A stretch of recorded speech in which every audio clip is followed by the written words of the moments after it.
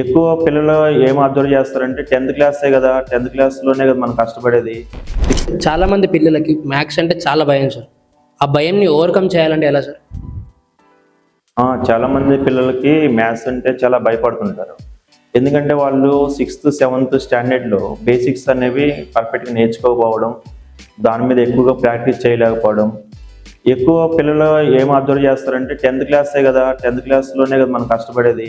6th, 7th, 8th, 9th పెద్దగా అవసరం లేదు, మనం పాస్ అయిపోదాం అని చెప్పేసి వాళ్ళు దాన్ని లైట్గా తీసుకొని ప్రాక్టీస్ చేయకపోవడం వల్ల బేసిక్స్ మర్చిపోతారు.